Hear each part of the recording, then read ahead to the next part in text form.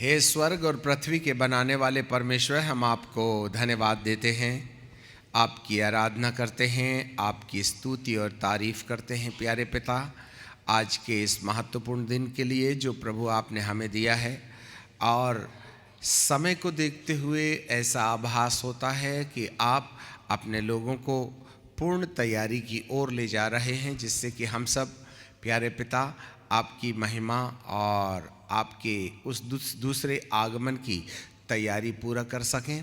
ऐसी आप दया और कृपा कीजिएगा। उसी के तार में प्यारे पिताजी, हम आज कुछ विशेष बातें सीख लेना चाहते हैं। इसके लिए हमें अनुग्रह दीजिए, न बल से, न बुद्धि से, न ज्ञान से, वरन आपकी पवित्र आत्मा की प्रेरणा के द्वारा प्रभु जी हमारे साथ व्यवहार होने पाए।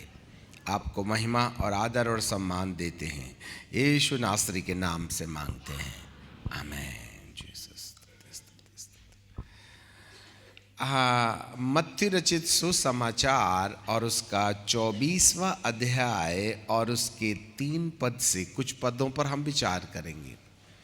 Book of Matthew chapter 24 and verse 3 onwards. वहाँ लिखा है, और जब वह जैतून पहाड़ पर बैठा था तो चेलों ने अलग उसके पास आकर कहा, हमसे कह कि ये बातें कब होंगी, और तेरे आने का और जगत के अंत का क्या चिन्ह होगा। यीशु ने उनको उत्तर दिया कि सावधान रहो, कोई तुम्हें भरमाने न पाए, क्योंकि बहुत से ऐसे होंगे जो मेरे नाम से आकर के कहेंगे कि मैं मसीहा हूँ, और बहुतों को भरमाएंगे। और तुम लड़ाइयों और लड़ाइयों की चर्चा सुनोगे। देखो, घबरा न जाना, क्योंकि इनका होना अवश्य है। परमेश्वर अपने वचन को समझने में अनुग्रह दे। ठीक है, अब प्रभु यीशु मसीह के ये जो चेले थे, उन्होंने प्रभु यीशु मसीह के साथ एक विशेष बात पर चर्चा छेड़ी, और वो चर्चा थी, चेलों ने अलग ले जाकर, यह एक आम विषय नहीं है। प्रभु यीशु मसीह के साथ हजारों की संख्या में लोग चला करते थे, और वे उन्हें सुसमाचार प्रचार किया करते थे। परंतु चेले यीशु मसीह के साथ में रहते समय आम जनता को दिए जाने वाले संदेश को सुन तो रहे थे, परंतु कुछ विशेष बातों की जानकारी प्राप्त करने का मन चेलों के अंदर जाग उठा, और उन्होंने प्रभु यीशु मसीह को अलग ले जाकर उसके पास आकर कहा कि हमसे कह। ये प्राइवेट काउंसलिंग चाह रहे थे चेले लोग प्रभु यीशु मसीह के द्वारा। लिखा है कि अलग ले जाकर कहने लगे, हमसे कह कि तेरा आना और जगत के अंत का। प्रश्न 2 हैं, परंतु प्रभु एक उत्तर देते हैं। यीशु का आना और जगत का अंत। प्रभु यीशु मसीह के आने के समय से ही जगत के अंत की शुरुआत का प्रारंभ होगा। ये दोनों एक ही पॉइंट में शुरू होंगे। प्रभु यीशु मसीह के आने की जो बेरा है, वो लॉन्ग प्रोसेस में नहीं होगी, सेकंड्स में होगी, मिनटों के अंदर। प्रभु यीशु मसीह आएंगे और अपने लोगों को अपने साथ उठाकर ले जाएंगे। ऐसे समय में यहाँ पर प्रभु जी का वचन हमें एक बातें कहता है, और वो बात ये है कि मैं तेरे आने का और जगत के अंत का क्या चिन्ह होगा। तब यीशु ने उनको उत्तर दिया कि सावधान रहो। ध्यान दीजिएगा, सावधान रहो, कोई तुम्हें भरमाने ना पाए। अब हमें समझ में नहीं आता है प्रभु यीशु मसीह ने इस बात को लोगों के सामने रखा, क्योंकि बहुत से ऐसे होंगे जो मेरे नाम से आकर के कहेंगे कि मैं मसीहा हूं और बहुतों को भरमाएंगे। यहां भरमाना शब्द काम में लाया गया है, भरमाया जाना। बहुत से लोग ऐसे होंगे जो मेरे नाम से आकर के कहेंगे कि मैं मसीहा, शब्द जो है यीशु नहीं है वरन मसीहा है। ये जो मसीहा है ना, वो पूर्व काल से संपूर्ण दुनिया के लोग जो अध्यात्म ज्ञान रखते हैं वे मसीहा के आने का इंतजार कर रहे थे। मूसा बाबा ने कहा था, जैसे मेरे द्वारा तुमने परमेश्वर का वचन, जो वचन इंसान को दोषी ठहराती है, अर्थात वह जो टेम्परेरी बंदोबस्त है, उसको मुझ जैसे नबी ने लाकर परमेश्वर की दया से तुम्हारे सामने रखा।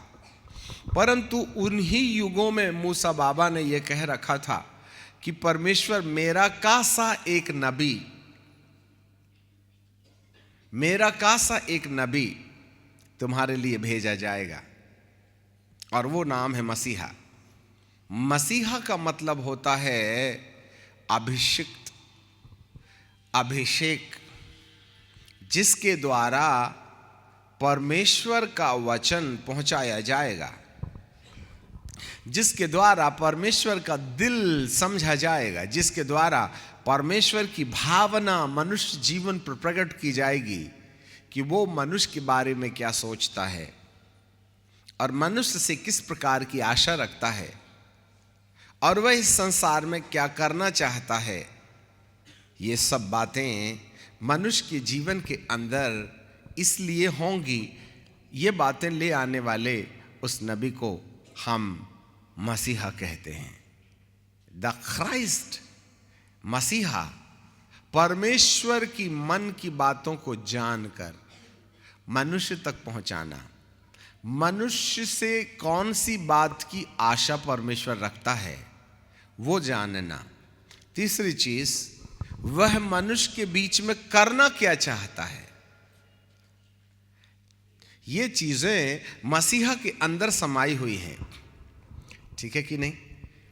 अब यहां पर जो महत्वपूर्ण बात है, और वो बात ये है कि परमेश्वर जो है कहीं ना कहीं मनुष्य के साथ अपने दिल के अनुसार व्यवहार करना चाहता है, और वह चाहता है कि मनुष्य उन बातों को मुझसे ले लेवे, तो जो शर्तें मेरी हैं ना, उन शर्तों को उन्हें मानना है, और उन शर्तों को मानने के द्वारा तुम मेरी ईश्वरत्वता का आमना सामना कर सकते हो। इस बात को संग्रहित करके परमेश्वर पिता ने मसीहा के माध्यम मनुष्य तक पहुंचाने का प्रयास किया। और देखिएगा, दुश्मन की जो ताकत है वह ताकत केवल मसीहा के विरोध में है, यीशु के विरोध में नहीं है।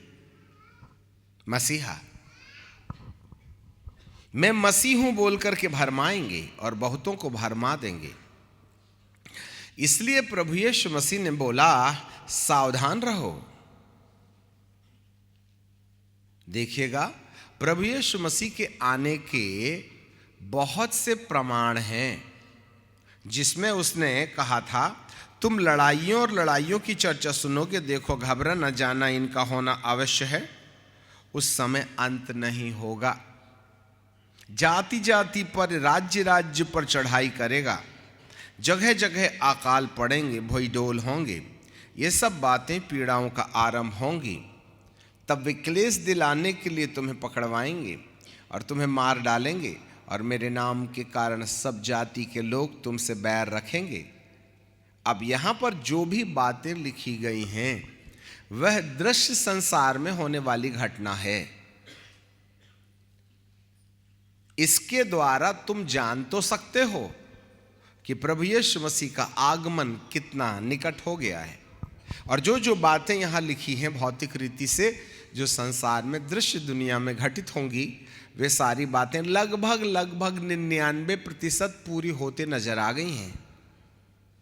परंतु ये जो घटनाएं हैं इतनी घातक नहीं हैं जितनी घातक प्रभु इन भौतिक घटनाओं के ऊपर आत्मिक जो घटनाएं, दूषित घटनाएं घटने वाली हैं, उन घटनाओं के विषय में प्रभु जी बोलते हैं कि तुम्हें सावधान रहने की जरूरत है।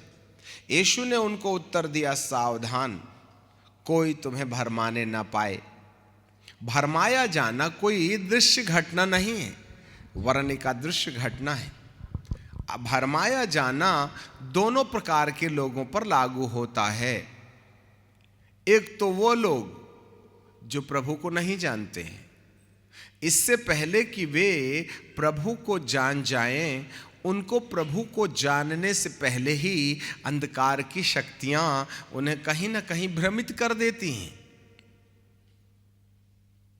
न जाने कौन कौन से रास्ते अंधकार की ताकतें इस्तेमाल करें जिससे कि एक नए व्यक्ति को प्रभु के पास आने में रुकावट पैदा हो जावे, वे प्रभु को न जान पाए। नंबर 1।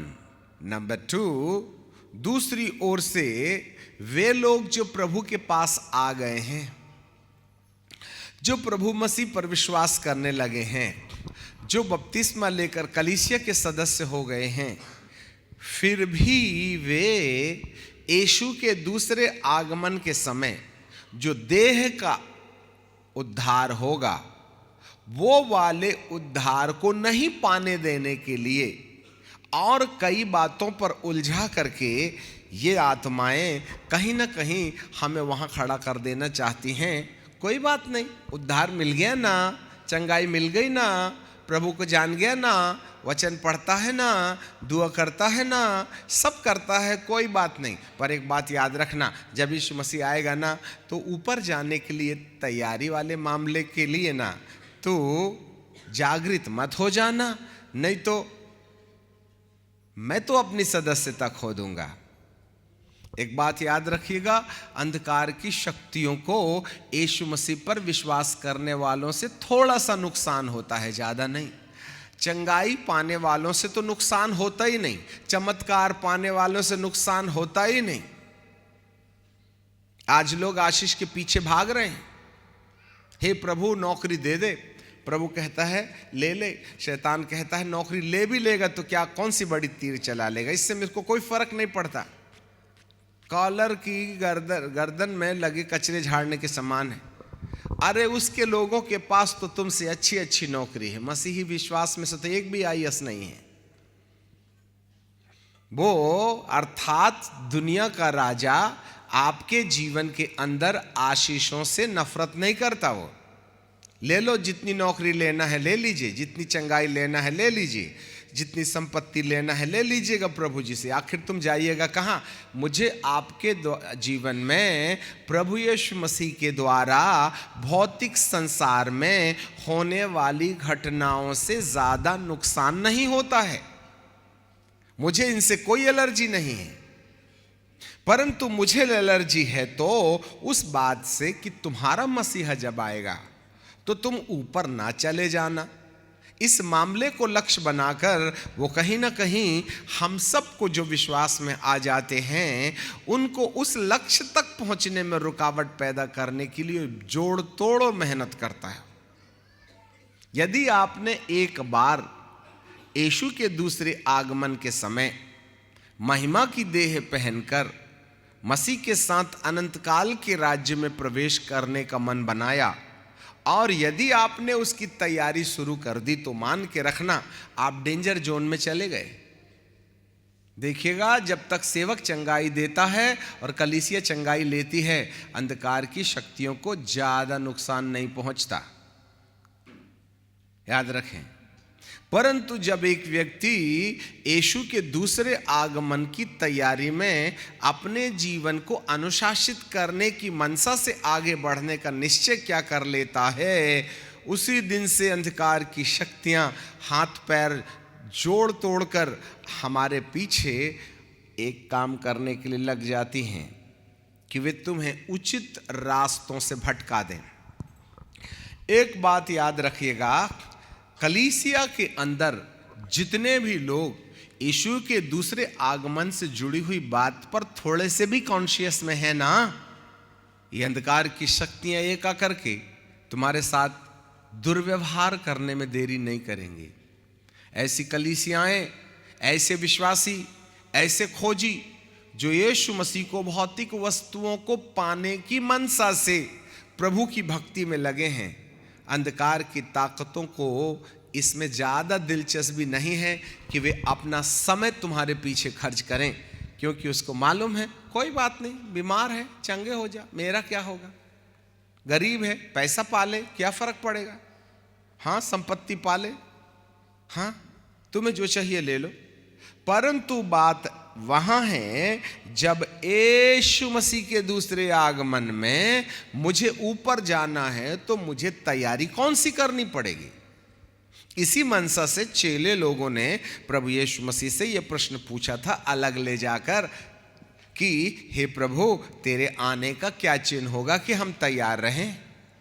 तो प्रभु यीशु मसीह ने सबसे पहले आयाम में यह कहा था कि सावधान रहो।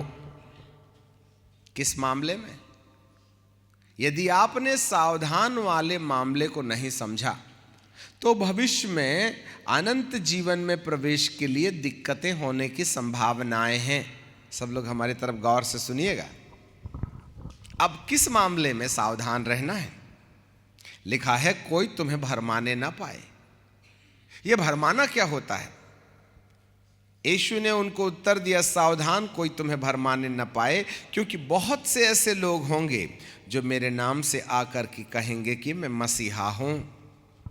यह शब्द जो मसीहा है ना, यह बड़ा बहुमूल्य है और आज मसीहा के अस्तित्व को समझने में भारी मात्रा में गलतियां हो रही हैं और बहुत से लोग आकर के तुम्हें भरमाएंगे मसीहा के मामले में, बाकी और किसी मामले में नहीं।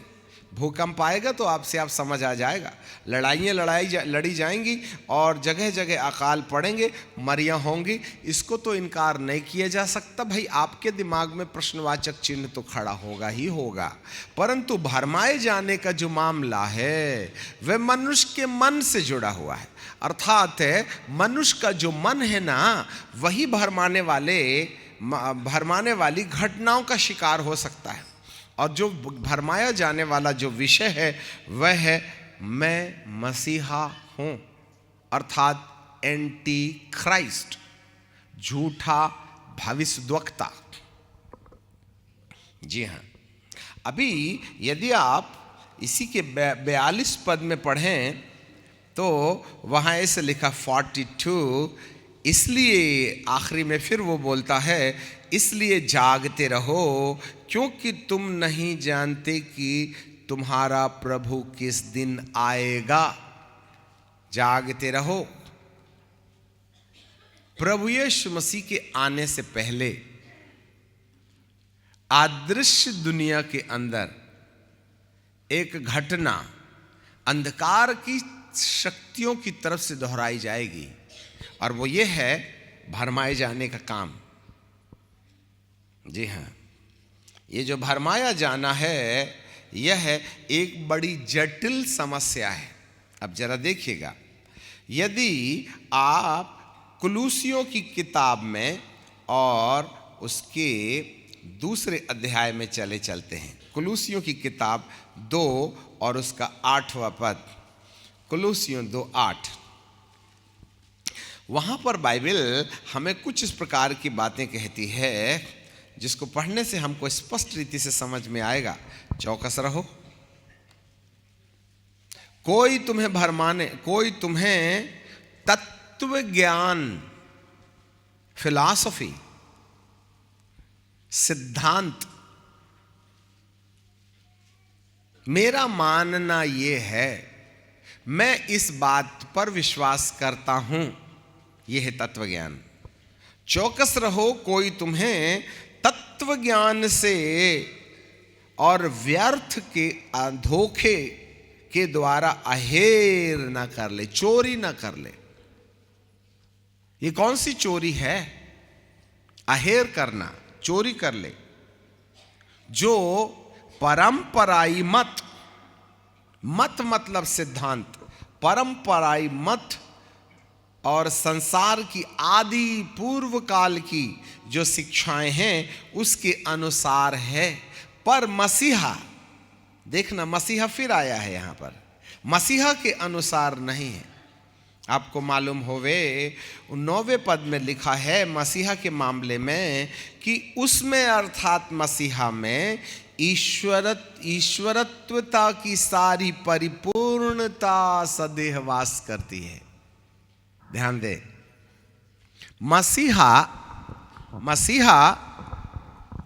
मसीहा जो है वो ईश्वरत्वता को अपने अंदर समा के रखा हुआ है। द गॉडलीनेस, ईश्वरत्वता, डिविनिटी, परमेश्वर। ईश्वरत्वता का मतलब क्या होता है, जरा ध्यान दो। ईश्वरत्वता का मतलब होता है परमेश्वर के मन के अंदर किसी भी व्यक्ति के लिए, वस्तु के लिए, स्थिति के लिए क्या योजना है, उसे वह व्यवहारिक रूप में आपके जीवन में प्रकट करना चाहता है। और जब वो प्रकट होना ही है तो उसकी शर्त क्या है, व्हाट इज द कंडीशन, किस शर्त पर ये बातें तुम्हारे अनुभव में आएंगी, उसको प्रकट करना है। तब वह जो हमें कहे और उसको हम माने, तो ये वाली जो दशा है मसीहा के अंदर परिपूर्णता के रूप में पाई जाती है।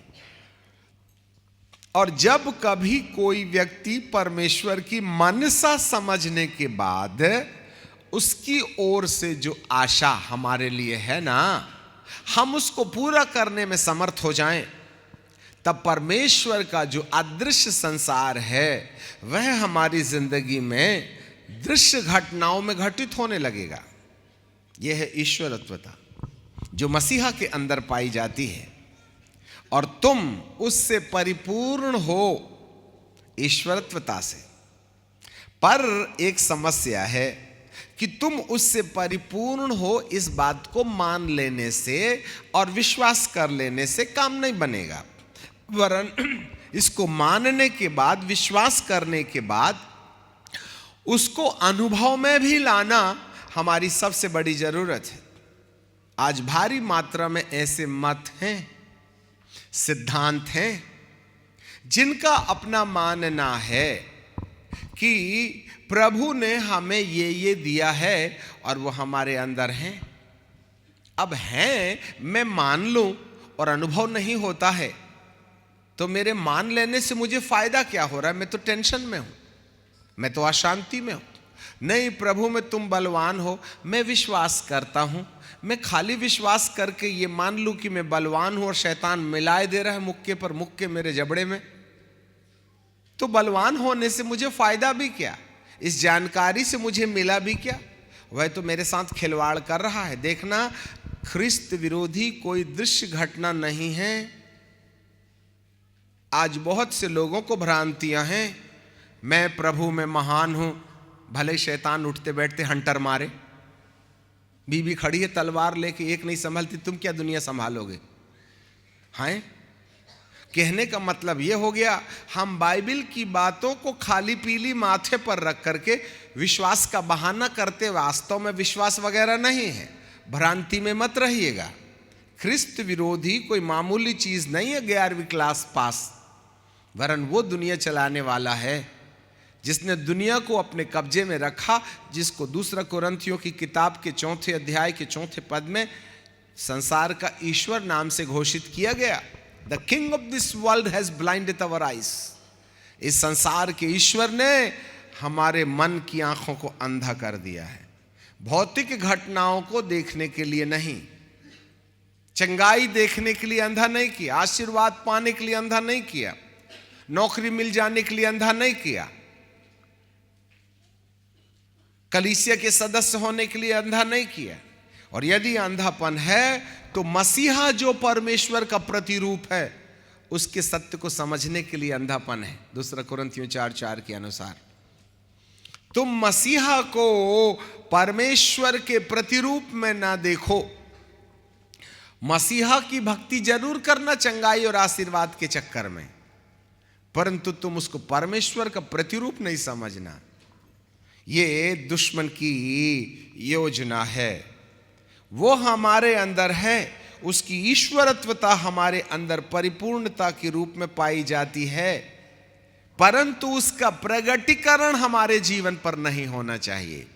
प्यार की कहानी जान जरूर लेना, परंतु प्यार वगैरह करना नहीं। तुम पवित्रता की बात सुनना और सुनाना, पर पवित्र नहीं बनना। ध्यान दीजिएगा। दान की बात करना, पर तुम खुद मत देना। हां, उद्धार की बात करना, पर तुम्हारे माथे पर बड़ा भारी पत्थर रखा है, इस बात के अंदाज में मत चले जाना। यही एक सबसे बड़ी, भरमाए ना जाओ। आज शब्द ज्ञान का बोलबाला है, प्रतिज्ञाओं का बोलबाला है। परमेश्वर के वचन के सुनने और सुनाने में कोई कमी बेसी नहीं है, परंतु उस वचन के आधार पर हमारी जिंदगी में मसीहा का जो प्रगटीकरण है वो हो क्यों नहीं रहा। आज इतनी तादाद में, संख्या में ईसा मसीह के मानने वाले हैं, परंतु कौन दिखा रहा है ईसा मसीहा को अपनी चाल चलन के द्वारा? कौन बोलता है ईसा मसीह के समान? हम तो तोप उगले समान बात करते हैं। हमारे नजरिए, हमारे दृष्टिकोण, हमारे कामकाज तो वैसे ही हैं जैसे उद्धार पाने के पहले थे।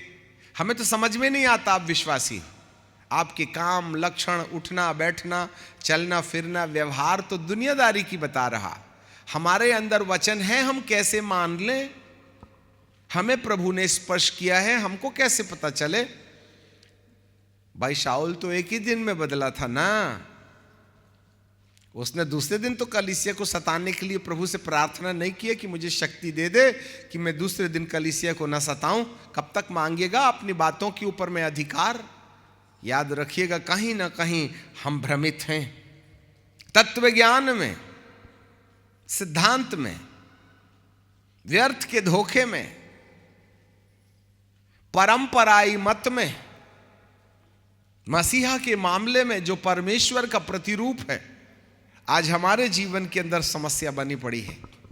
मेरे प्रियो, ये कोई दृश्य घटना नहीं है, यह आत्माओं का मन के साथ रिश्ता है, जो मन को सही सिद्धांत पर खड़े होने में रुकावट पैदा करती हैं, जिससे कि आप प्रभु यीशु मसीह के आने के समय पूर्ण रीति से उसके तत्वाधीन ना हो जाएं, उसके सानिध्य ना हो जाएं। कहीं ऐसा ना हो कि आप परमेश्वर के पुत्र यीशु के आगमन के पहले अपनी संपूर्ण तैयारी कर ऊपर जाने के लिए पूर्णतः तैयार हो जाएं। इसीलिए ये आत्माएं मनुष्य के जीवन को तकलीफ देती हैं, और बाइबल कहती है कि तुम भरमाए न जाओ। एक पद और हम आपके लिए पढ़ेंगे, जिसको फिर बाद में हम वापस यहीं लौट आएंगे। दूसरा थिस्सलुनीकियों की किताब और उसका दूसरा अध्याय, दूसरा थिस्सलुनीकियों की किताब उसका दूसरा अध्याय और उसका तीसरा पद। वहाँ लिखा है, किसी रीति से किसी के धोखे में नहीं आना। अब समझ में नहीं आता कौन सा वाला मामला है, किसी के धोखे में मत आना।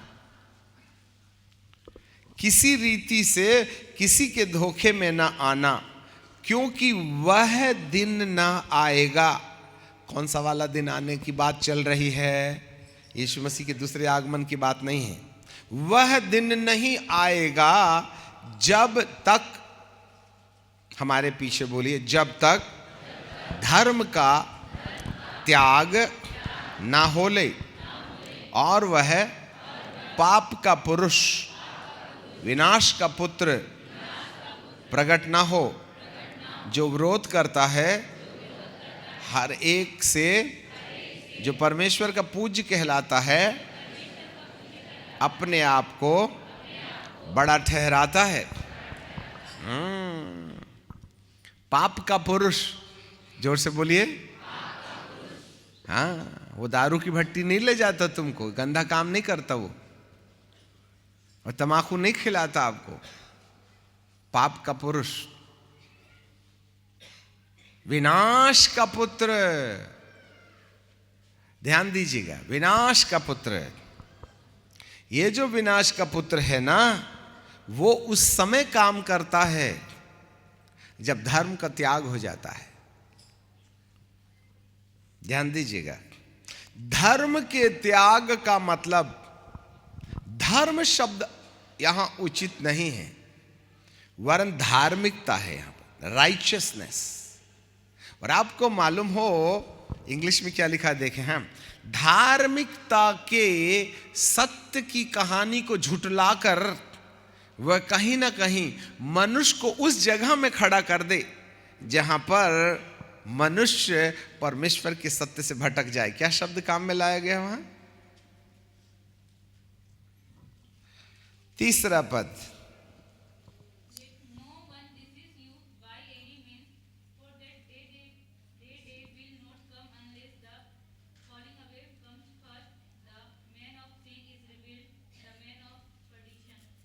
The man of prediction. तो यहां पर धर्म का त्याग, चलिए वहां पर स्पष्ट नहीं है, सुनिए,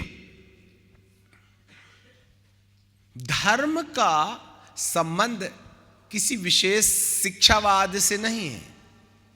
धर्म का यहां संबंध धार्मिकता के साथ परमेश्वर के रास्ते मनुष्य को स्वर्गीय अनुभव में प्रवेश करने का जो माध्यम है। फिर से सुनिएगा, परमेश्वर की सुनियोजित व्यवस्था के अनुसार किसी व्यक्ति को प्रभु की महिमा में प्रवेश करने के लिए जिस बात को माध्यम बना के रखा है ना, वो है मसीहा। मसीहा का मतलब होता है अभिषिक्त, और अभिषिक्त का संबंध अभिषेक से है, और अभिषेक का मतलब होता है जिसके ऊपर पवित्र आत्मा उतरा, जो परमेश्वर की योजना को लेकर हमारे पास आया और उसके पास परमेश्वर की योजनाओं को हमारे जीवन में घटित करने का अधिकार है। इसका त्याग, सीधे सीधे पवित्र आत्मा बोलो, the work of the Holi spirit, पवित्र आत्मा के द्वारा घटने वाली घटनाओं का बहिष्कार जब तक नहीं होगा तब तक विनाश के पुत्र का प्रकट होना संभव नहीं है। लिसन मी केयरफुली, पाप पुरुष, एंटी क्राइस्ट, ख्रिस्त विरोधी,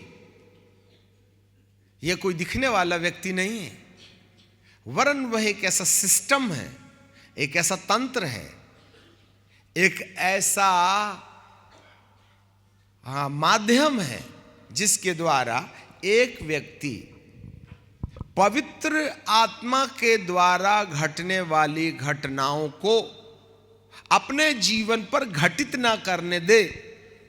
इसकी रुकावट में वे ऐसे सिद्धांतों का, ऐसे नियमों का, ऐसे कारणों का जन्म दे देते हैं व्यक्ति, वस्तु और स्थिति के द्वारा, जिससे कि वे पवित्र आत्मा के अनुभवों का बहिष्कार कर दें। बस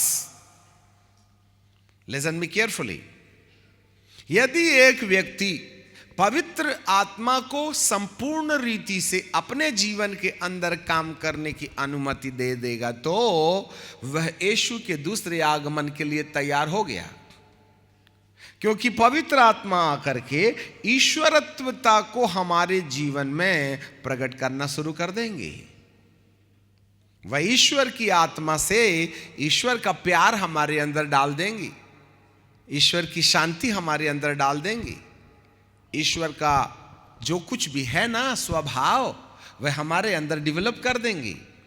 और जब कभी पवित्र आत्मा किसी मनुष्य के अंदर में ईश्वर का प्रेम, आनंद और शांति प्रकट कर देंगे तो अंधकार की शक्तियां जो आज हमारे सिर में बैठी हैं ना, वो हमारे पैर के नीचे आ जाएंगी। याद रखिएगा, क्योंकि बाइबल में लिखा हुआ है रोमियो की किताब में और उसके यदि मैं आपको निकाल के दे दूं तो रोमियो की किताब और उसका 17वां अध्याय नहीं 16वां अध्याय और 20वां पद, 16वां अध्याय और 20वां पद, book of Roman chapter 16 and verse 20। शांति का परमेश्वर शैतान को आप ही तुम्हारे पांव से कुचलवा देगा। कौन सा वाला परमेश्वर? आपको मालूम है पवित्र आत्मा के अंदर सबसे महत्वपूर्ण चीज पाई जाती है और वो है शांति, द पीस। हाँ, और जिसके अंदर शांति आ गई, चंगा करने वाला परमेश्वर नहीं है, आशीष देने वाला परमेश्वर नहीं है, छुटकारा देने वाला परमेश्वर नहीं है, नौकरी देने वाला परमेश्वर नहीं है। आज नौकरी देने वाले परमेश्वर के पीछे लोग ज्यादा भाग रहे हैं, आशीष देने वाले परमेश्वर के पीछे भाग रहे हैं। जाना भी चाहिए, 70 बरस की जिंदगी पिकनिक समान मनाए लग जाती है, पर इसके बाद के बारे में भी तो सोचिए। ये आशीष ऊपर थोड़ी ना काम आएंगी, आशीष तो धरती अकेले में काम आएगी सर। नौकरी तो यहीं तक लगेगी कि स्वर्ग भी ले जाएगा रे बाबा, कलेक्टर की डिग्री। यहां की पीएचडी जाएगी क्या ऊपर? यहां की पास्टरशिप जाएगी क्या? यहां की इंजीनियरिंग जाएगी क्या? नहीं जाएगी। आज लोग भौतिकवाद पर लगे हैं। हाँ, बाइबल का परमेश्वर कहता है शांति का परमेश्वर जिसको शांति दे देने में सफल हो जाता है, शैतान तुम्हारे पैर के नीचे आ जाता है। और जिसके अंदर शांति नहीं है, वो शैतान जो पैर के नीचे होना चाहिए ना, वो सिर के ऊपर बैठे रहता है। हाँ, जैसे घोड़े के ऊपर बैठते ना, बस हमको भी ऐसे ही रगड़ता है। हाँ, टेंशन में रहने वालों, तुमने जो शांति खो दी है ना, ख्रिस्त विरोधी आत्मा तुम्हारे पीछे लगी है। क्योंकि पवित्र आत्मा के द्वारा जो प्रेम आता है तो उसके साथ आनंद भी आता है और उसके साथ शांति भी आती है। जिसके अंदर पवित्र आत्मा का प्रेम होगा, उसके अंदर आनंद होगा और उसके अंदर शांति होगी। आपको मालूम है यही 3 चीजें दुष्ट बर्दाश्त नहीं करता तुम्हारे जीवन में। और जिसके अंदर से परमेश्वर का प्रेम और आनंद और शांति छिन गई, उस पाप के पुरुष को आपके जीवन के पास से दूर नहीं हटाया जा सकता। एक बात बड़े बड़े कानों को खोल के सुन ले, जिसने पवित्र आत्मा के हस्तक्षेप का बहिष्कार किया है, उसी ने ख्रिस्त विरोधी के लिए आपके अंदर में आने का रास्ता खोल दिया है। और आज 99% शिक्षाएं जो हैं पवित्र आत्मा के इस महत्वपूर्ण भाग को, जिसमें पवित्र आत्मा का आनंद है, पवित्र आत्मा की शांति है, पवित्र आत्मा का प्रेम है, इसका बहिष्कार करके वे भौतिकवाद पर खड़े हुए हैं। उस सिद्धांत से भी मेरे लिए क्या फायदा, उस तत्व ज्ञान से मेरे लिए क्या फायदा, उस परंपराई मत से मेरे लिए क्या फायदा। मैं तो टेंशन में रह रहा हूं। देखिएगा, ये पकड़वाया जाने वाला तंत्र नहीं है और वह हर एक के पास रहता है। बाइबल का प्रभु हमें साफ रीति से बताता है, जब तक धर्म का त्याग नहीं होगा तब तक पाप पुरुष का प्रगटीकरण नहीं है।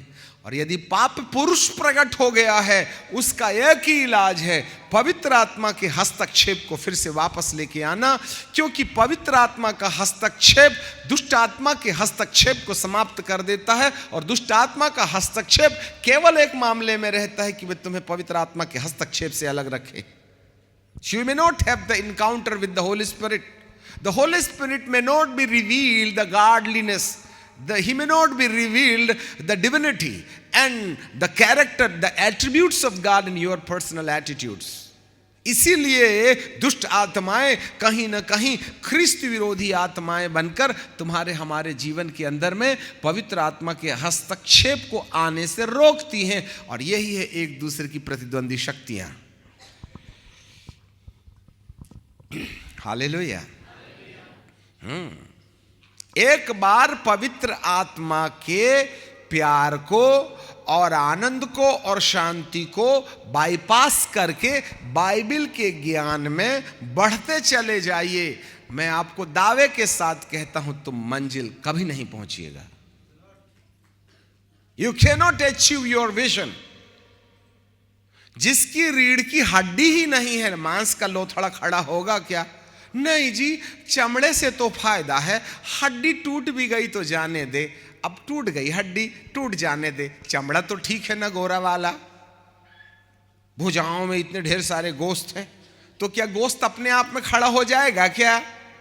अरे भाई साहब, ये खूबसूरत बदन जो है ना, हड्डी के ढांचे पर खड़ा हुआ है, और हड्डी ही टूट गई तो ये तो बिल्कुल ऐसे लटकेगा जैसे आम लटकता है। मांसपेशियों में ताकत है तो भी वो सीधी नहीं हो सकती, हड्डी टूटी है। जिसने पवित्र आत्मा के प्यार को, पवित्र आत्मा के आनंद को, पवित्र आत्मा की शांति को एक किनारे में डाल दिया, उस व्यक्ति के मांस के लोथड़े में चलने फिरने और काम करने की क्षमता जैसे समाप्त हो जाती है हड्डी के बिना, वैसे ही आपके आत्मिक जीवन का भी ऐसा ही अंत हो जाएगा।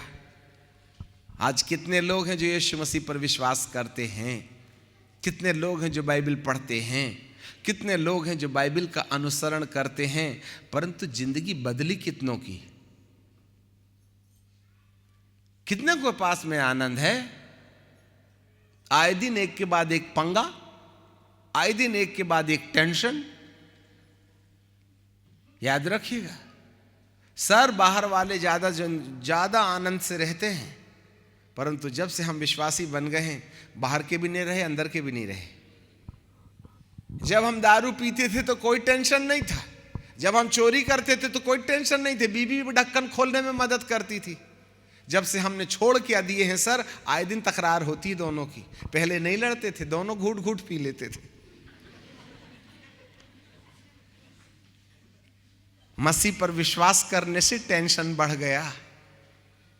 याद रखिएगा, क्योंकि तुम्हें अगली सीढ़ी पर वो नहीं जाने देना चाहता है, और अगली सीढ़ी है पवित्र आत्मा का हस्तक्षेप। याद रखें, जब तक धर्म का त्याग नहीं होगा, और आज की तारीख में धर्म मतलब पवित्र आत्मा, मसीहा, द एनॉइंटेड वंस। आज पवित्र आत्मा का भी बड़ा बोलबाला है, सब लोग पवित्र आत्मा पवित्र आत्मा पवित्र आत्मा करते हैं। मुझे पवित्र आत्मा मिला, मैं अन्य भाषा बोल रहा हूं, मेरा हाथ भी हिल रहा है, पैर भी हिल रहा है, तो हिलने देना, दिमाग तो नहीं ना हिला है। ये सब चीजें अच्छी हैं, इनको बाईपास नहीं किया जा सकता। ठंड में पहला लोटा पानी डालिएगा तो अंदर की हवा अंदर और बाहर की बाहर तो रहेगी ही, परंतु 4-5 बार पानी डालने के बाद जो पहले बार ऐसा वाला मामला था ना, वो समाप्त हो जाता है। अब आप हर पानी के लोटे पर डाले जाने पर सांस वगैरह मत छोड़ो। तुम सभ्यता को तो पाना ही ना पड़ेगा। शुरुआत के समय ऐसा हो सकता है। आज भारी मात्रा में लोग पवित्र आत्मा को जानते हैं, मानते हैं, नाम भी लेते हैं और पवित्र आत्मा से भरपूरी का दावा भी करते हैं, परंतु बात यह है, उसने तुम्हें हमें शांति दी कितनी, उसका आनंद है कितना, उसके प्रति प्यार है कितना। जो आदमी 15 मिनट प्रार्थना नहीं करता, हमें कैसे पता चले कि प्रभु को प्यार करता है? जब कोई लड़का कोई लड़की को प्यार करता है तो खाने के हर दाने में उसकी फोटो दिखती है। हाँ, आईने में वो अपने चेहरे में अपनी प्रेमी और प्रेमिका का चेहरा देखने लगता है। उठे सुठे उधर ही ताकेगा, उठे सुठे वहीं ताकेगा, उठे सुठे वहीं ताकेगा। मतलब वो होता है प्यार। भले ही गर्दन परमानेंट ऐसी हो जाए पर देखेगा वहां जरूर। क्यों? प्यार। जब घटिया प्यार में इतना दम है सर, तो आत्मिक प्यार में कितना दम होगा, थोड़ा सोचिए ना।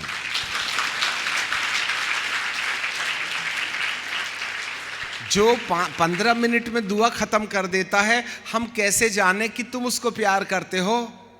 प्यार तो पागल बना देता है, प्यार तो नशा है। मेरे प्रियो, जिसको दुआ करने का मन नहीं, जो 10 मिनट प्रभु के चरणों में बैठ नहीं सकता, और बैठ भी लिया तो भिखारी की प्रार्थना मांगता है, ये दे दे वो दे दे।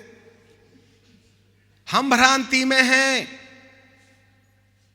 पवित्र आत्मा के हस्तक्षेप से हम दूर हैं। अन्य भाषा बोलने मात्र से काम नहीं चलेगा, चर्च आने मात्र से ये तो मजबूरी है रविवार के दिन आने की। याद रखिएगा, यहां सबसे महत्वपूर्ण चीज है, क्या हमारा परमेश्वर के साथ प्यार के रिश्ते में व्यक्तिगत वो सटीक संबंध है, क्या वो निकटता का अनुभव है जिसमें दीवानगी पाई जाती है। किसी को गिटार बजाने की दीवानगी, किसी को साइकिल चलाने की, किसी को कार चलाने की, किसी को पैसा इकट्ठा करने की, किसी को इज्जत कमाने की, न जाने कितने कितने प्रकार की चीज़ों का नशा इंसान के जीवन के अंदर में पाया जाता है जो उनको दीवाना और पागल बना देता है। हम किसके पागल हैं? क्या उसके जिसने दुनिया बनाई है? अरे यदि तुम उसके पागल होते ना तो कम से कम घंटे 2 घंटे तो जरूर बैठा करते। कम से कम की बात कर रहा हूं मैं। 2 घंटे 45 मिनट 10वां हिस्सा होता है, सारे 10वें हिस्से मेरे पास लाइए। ये तो 3rd क्लास प्यार है जब 2 पौने 2 घंटे लोग इंसान परमेश्वर के चरणों में बैठते हैं। 10वें हिस्से में 2 घंटा 45 मिनट, 2.5 घंटा जिसने प्रार्थना में समय नहीं गुजारा वह 3rd क्लास विश्वासी की कैटेगरी में भी नहीं आता। You can not prove that we love God, क्योंकि तुमको तुम्हारे धंधे से फुर्सत नहीं, तुमको मोबाइल से फुर्सत नहीं, तुमको कामकाज से फुर्सत नहीं। तो आप ही बताइए, आप क्या प्यार कीजिएगा उसको? प्यार तो वो करता है जो 24 घंटे उसको ताकता है, उसको नयन से शयन करता है, उसके होठों में उस प्यार के लिए आदर रहता है, सम्मान रहता है। Always he appreciate the Lord, उस चलते फिरते उसकी महिमा करते रहता है। यह है दीवानापन। हम भौतिक कितना दीवाना रखते हैं, दीवानापन रखते हैं, परंतु आत्मिकवाद के बारे में क्या? मुझे कहना चाहिए कि जब तक धर्म का त्याग नहीं होगा। एक जमाना था लोगों के पास में पवित्र आत्मा का सीधा संपर्क था जिसने उनकी जिंदगी बदल के रख दी थी। पिंतकुस्त के दिन में पतरस की जिंदगी बदल दी थी।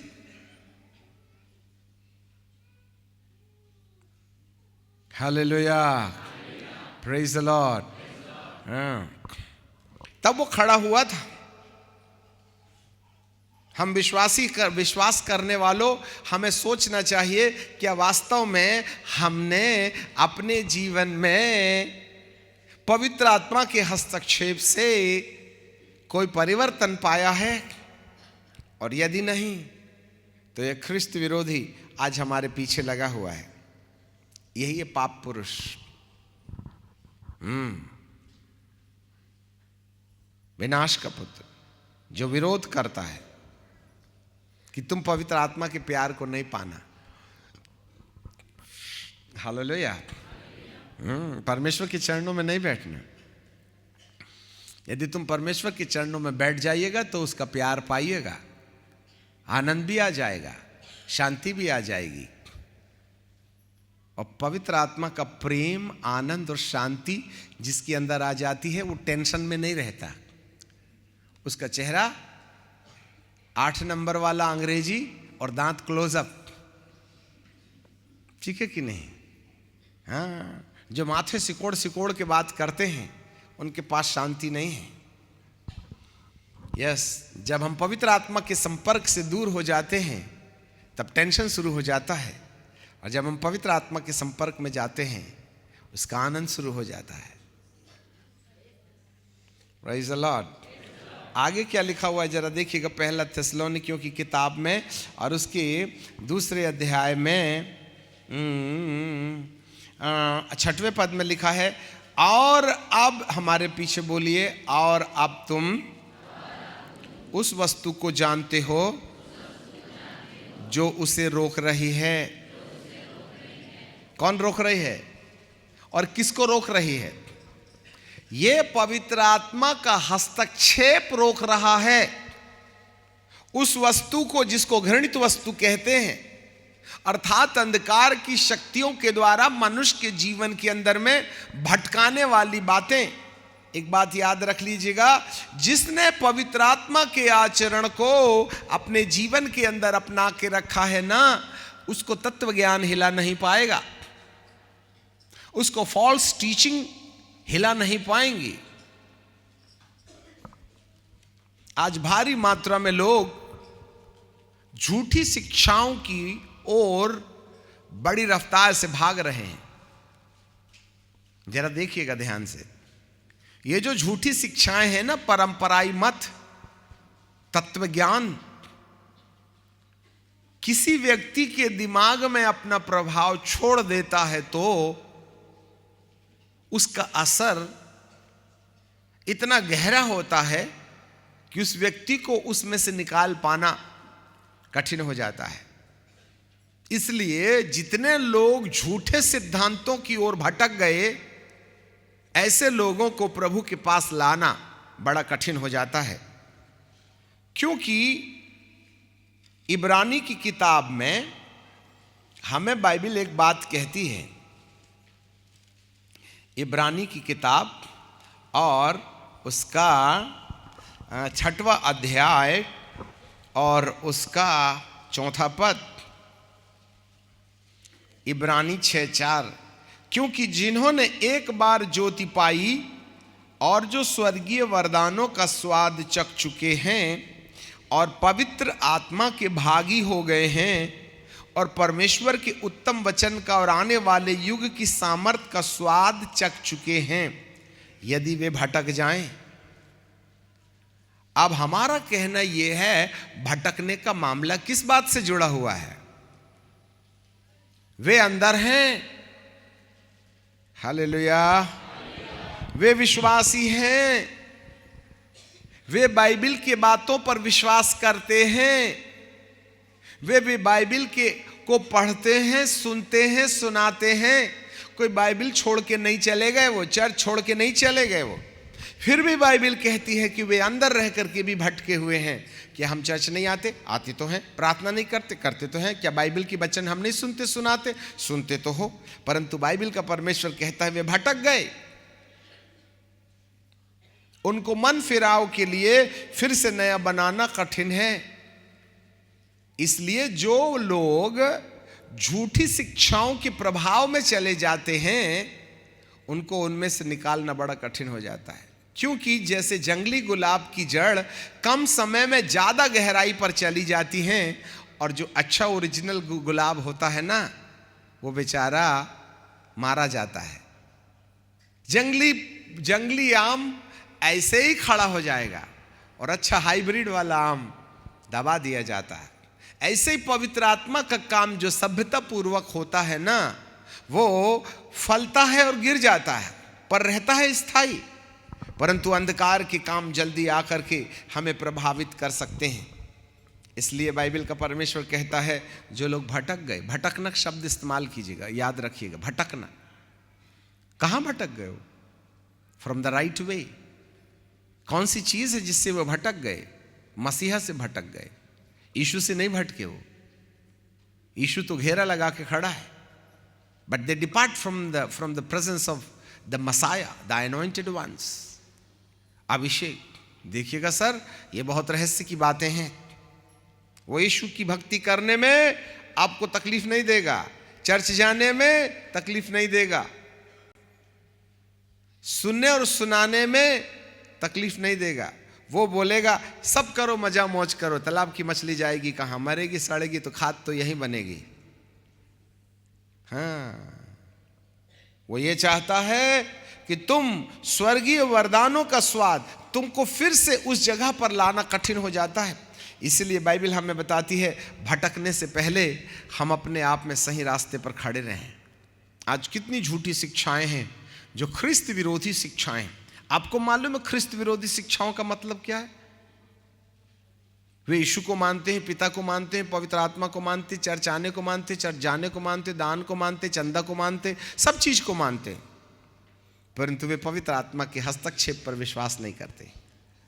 नहीं जी, ऑलरेडी है, मारो बीबी को दनादन, पवित्र आत्मा है, मुझे समझ में नहीं आता कहाँ है। हैं? मन के अंदर में न जाने कितने ढेर सारी कपट और माया और फरेब की बातें हैं। मुझे समझ में नहीं आता कहाँ पवित्र आत्मा है, और है भी तो कर क्या रहा है अंदर। हमने तो उसका हाथ पैर बांध दिया है उसको। मसीहा पवित्र आत्मा के द्वारा भरपूर होना मात्र नहीं है, वरन मसीहा पवित्र आत्मा के द्वारा हमारे जीवन में ईश्वरीय अनुभव ले आने का रास्ता है। उसमें से 3 चीज महत्वपूर्ण है। पवित्र आत्मा का प्यार, पवित्र आत्मा का आनंद और पवित्र आत्मा की शांति। उसके बाद ये 3 चीज है ना, तो बाकी आपसे आपके जीवन के अंदर चली आएंगी। और दुष्ट आपको यही 3 चीजें नहीं पाने देता है। थोड़ा सोच के देखो ना कि ये 3 चीजें हमारे पास हैं। सावधान इन 3 चीजों के मामले में। मैं एक बात बता दूं, जिसके अंदर पवित्र आत्मा का प्रेम होता है ना, उसका रिश्ता कभी किसी से नहीं टूटता। वो कभी किसी के ऊपर नाराज नहीं होता। हाँ, और जिनके रिश्ते टूट जाते हैं, जो नाराज हो जाते हैं, वे मसीहा के संपर्क से दूर चले गए। हाँ, पशु ने हम पर हमला किया है। जहां कहीं डिवीजन है, अब डिवीजन जो है, विभाजन, उसका आधार कुछ भी हो सकता है। नहीं जी तुम हमको चोट देते हो, नहीं जी तुम्हारा मत नहीं हमको पटता, नहीं जी तुम्हारे पास बैठने की जगह नहीं है, नहीं जी यहाँ तो शतरंजी नहीं है, ये तो टीन के नीचे आराधना होती है, इनके पास तो गिटार म्यूजिक नहीं है। इन जिन भी कारणों को बना करके यदि आपने, नहीं जी पास्टर जी ने हमको चोट दे दिया, उन्होंने नाश्ते पर नहीं बुलाया, हमने हैप्पी बर्थडे में बुलाया था, उनको वो आए नहीं, इसलिए हमने भी जाना बंद कर दिया। वाह, है ना? ये रीजन जो है ना, वो रीजन नहीं है, वरन दुरात्माएं। It's a evil spirit, it's a spirit of anti Christ, जो आपको यूनिटी से डिसयूनिटी में बदल देती हैं। आपके विचार नहीं पड़ते हैं। ये ख्रिस्त विरोधी आत्माएं हैं। मुझे समझ में नहीं आता, एक बाइबल, एक विश्वास, एक यीशु, एक पवित्र आत्मा, 3334 सिद्धांत, एक यीशु के पीछे भक्ति करने वाले इतने फिरकों में बदल कैसे गए? इनमें समझौता क्यों नहीं है? एक दूसरे को पत्थर क्यों मारते हैं ये? Let me tell you the truth, ये वे सब हैं जो ख्रिस्त विरोधी आत्मा के संपर्क में जाकर सिद्धांत के बयारों में उछाले जा रहे हैं। एक ही डॉक्ट्रिन है, only one philosophy, divine love, divine peace and divine joy. इससे हट करके यदि इन तीनों चीजों के बहिष्कार में कोई व्यक्ति, वस्तु, स्थिति यदि आ रही है, तो यह व्यक्ति और वस्तु और स्थिति नहीं है, वरन दुरात्माओं का खेल है। परमेश्वर कभी मसीहियत को विभाजित देखना नहीं चाहता है। प्रारंभिक कलीसिया में जब पवित्र आत्मा का काम शुरू हुआ था ना, तो एक चीज थी, वे सब एक मन और एक मत होकर के मिले रहते थे। दे वर वन अकॉर्ड। उनके सोच एक थे, उनके विचार एक थे, उनकी कल्पनाएं एक थी, इसलिए वे एक तरीके से काम करते थे। आज हमारे परिवार में 4 लोग हैं, चारों के सोच अलग अलग है। ख्रिस्त विरोधी अंदर बैठा, याद रखिएगा। चारों यीशु के मानने वाले हैं, चारों यीशु का दर्शन रखते हैं, चारों प्रभु के लिए कुछ करना चाहते हैं, परंतु उनके विचारों में क्रैक्स हैं। वे एक दूसरे को गोली पत्थर मारते रहते हैं। Anti Christ. So you may not have the unity in your life. कुछ ना कुछ कहने के लिए चाहिए हमें। यदि हम दोष नहीं लगा रहे हैं तो शैतान का भारी नुकसान हो जाता है, और जिस समय हम दोष लगाते हैं उसका राज्य फलने और फूलने लगता है। आज पति पत्नी के विचार नहीं पड़ते, बाल बच्चों के विचार नहीं पड़ते, भाई बहन के विचार नहीं पड़ते, कलीसिया पादरी के विचार नहीं बैठते। आज याजकों के अंदर में बैठे जरूर हम एक पंखे की हवा के नीचे हैं, परंतु उनके सोच में कितना परिवर्तन है। कौन कहे हम कौन सी आत्मा में चलाए जा रहे हैं? क्या यह ख्रिस्त विरोधी आत्मा नहीं जो हमारी एकता का खंडन कर रही है, हमारे परिवारों को टुकड़ा टुकड़ा कर रही है, हमें पवित्र आत्मा के प्रेम में एक नहीं होने दे रही है? हमारे सोच क्यों बदले हुए हैं? सावधान लिखा है। मैं आऊंगा तब आऊंगा, उसकी चिंता ना करो तुम, परंतु क्या तुम तैयार हो? मेन मुख्य विषय यह है। प्रारंभिक कलीसिया का आधार था यूनिटी, वननेस। प्रेरितों ने कहा बैठ जाइए, तो सब बैठ जाते थे। किसी ने प्रश्न नहीं किया था क्यों बैठिए? नहीं, यहां नहीं बैठते, वहां बैठेंगे, आम के पेड़ के नीचे, इधर ठंड लग रही। ठीक है, जिनको आम के पेड़ के नीचे जाना है वहां चले जाइए, बाकी लोग यहां बैठिए। उनका चर्च अलग हो गया, हमारा चर्च अलग हो गया। Who is in our midst? कौन है हमारे बीच में? जब तक धर्म का त्याग नहीं होगा, पाप का पुरुष प्रकट नहीं होगा। और आज कलीसिया के अंदर पाप के पुरुष के प्रकटीकरण का प्रत्यक्ष लक्षण दिखाई दे रहा है। विभाजनवाद से, सिद्धांतवाद से, मतवाद से, भाषावाद से। ये इतने ढेर सारी संस्थाओं का जन्म दे कौन रहा है? मुझे बताइए, मुझे प्रूव कर दीजिएगा जिस संस्थाओं को आपने जन्म दिया है वो परमेश्वर की ओर से नियुक्त की गई है।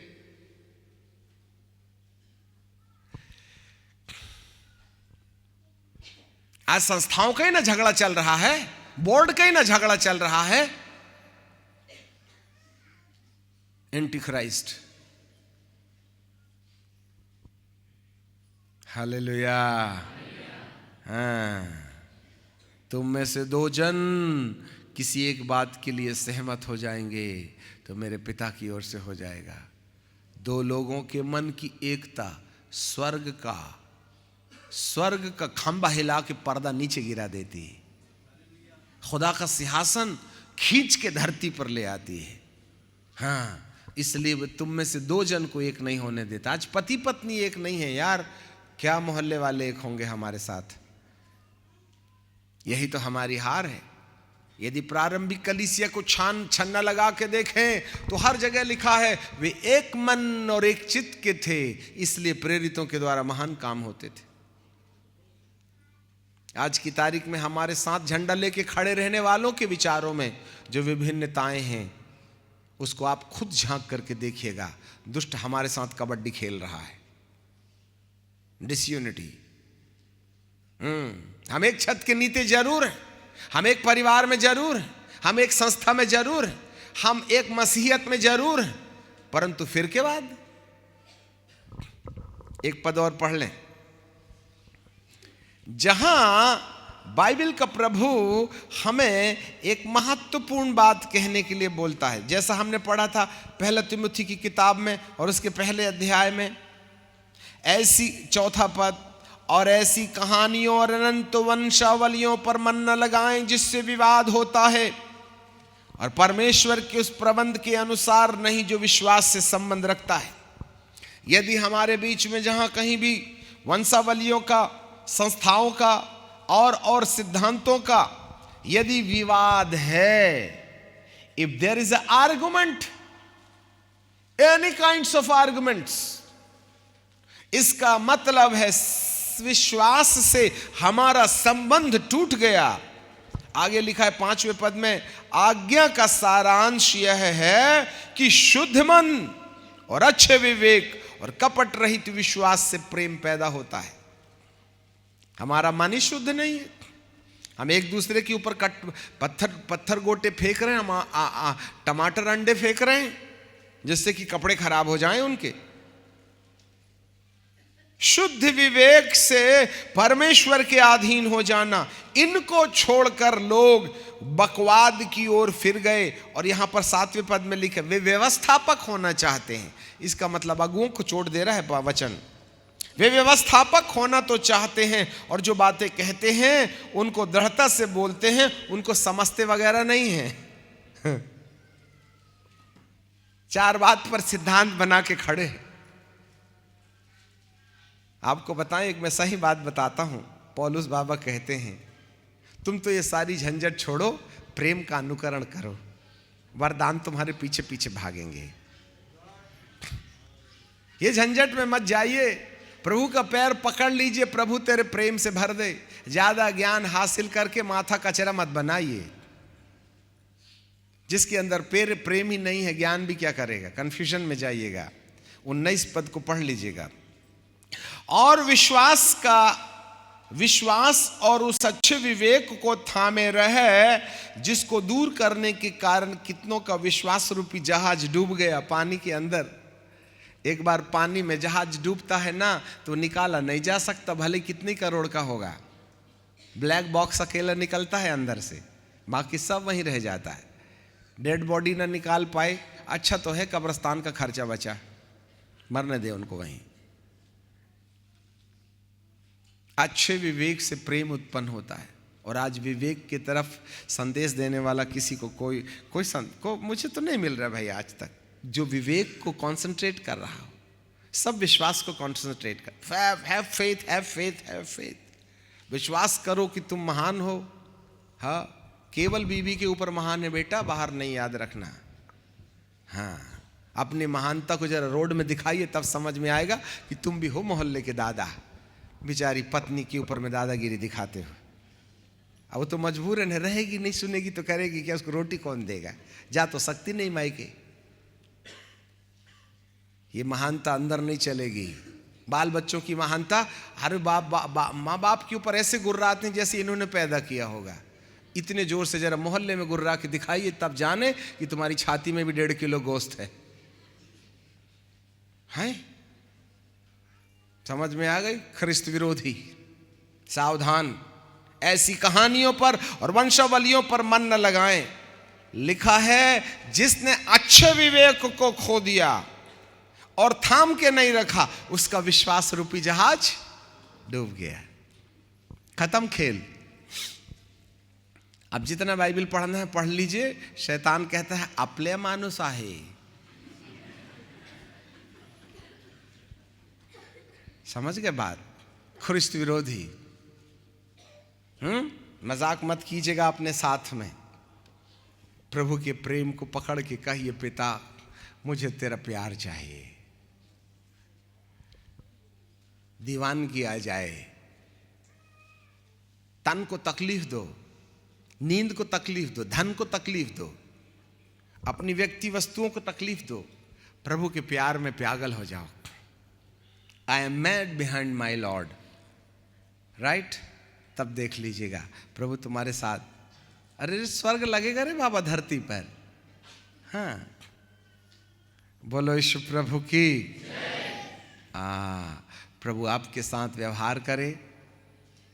पवित्र आत्मा का आनंद, पवित्र आत्मा की शांति और पवित्र आत्मा का प्रेम, ये तीनों ही चीजें जिसकी जिंदगी का लक्ष्य नहीं है वो भटक गया।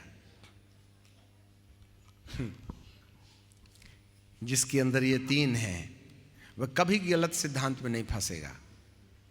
और आज जितने भी सिद्धांत बनाए जा रहे हैं, लिसन मी केयरफुली, एक अंतिम बात कह के हम रुकना चाहते हैं। और जितने भी सिद्धांत का जन्म हो रहा है, इन तीन चीजों के नहीं रहने के कारण हो रहा है। जब ये तीन चीजों का बहिष्कार हो जाएगा तो सिद्धांत पर सिद्धांत और संस्था पर संस्था बनती चली जाएगी और हम एक दूसरे से टूटते चले जाएंगे। हम नए नहीं लाएंगे, वरन जो है ना उसको 4 भाग में बदल के रख देंगे। That's happening. एक कलीसिया की 4 टुकड़े बनाकर 4 संस्थाओं का रजिस्ट्रेशन चर्च प्लांटिंग नहीं है। नई आत्माएं कौन लाएगा? जिसके पास प्यार नहीं है, जिसके पास तरस नहीं है, वो क्या प्रभु के लिए इन आत्माओं को लाएगा? सो प्रभु आपके मन की आंखों को खोले। विश्वास रूपी जहाज डूब रहा है। ख्रिस्त विरोधी तंत्र आज मनुष्य के जीवन के अंदर में, इसलिए बाइबल कहती है सावधान, कोई तुम्हें भरमाने ना पाए। प्रार्थना करेंगे। आए पिता परमेश्वर, हम आपको धन्यवाद देते हैं आराधना करते हैं, स्तुति और तारीफ करते हैं। प्यारे पिता, आज के दिन आपने हमें यह अनुग्रह दे दिया कि हम एक बार फिर आपके सत्य को जानें और इस पर मंथन चिंतन करें। पिताजी, ऐसी आप कृपा और दया कर लीजिए। महान परमेश्वर, हम आपको धन्यवाद देते हैं। एक बार संपूर्ण जीवन आपके हाथों में, इस अंतिम युग में जब संसार कहीं ना कहीं एक ऐसे रास्ते पर जा रहा है जहाँ पर प्यारे पिता बर्बादी सुनिश्चित है, ऐसे समय तेरे खोजियों को सही रास्ते पर खड़े रखना, कहीं वे गुम ना जाएं, खो ना जाएं, तत्व ज्ञान के हिलोरे में, उसकी बयार में इधर उधर ना भटक जाएं। ऐसी कृपा और दया कर लीजिएगा। आपको महिमा आदर देते हैं, यीशु नासरी के नाम से मांगते हैं, आमीन।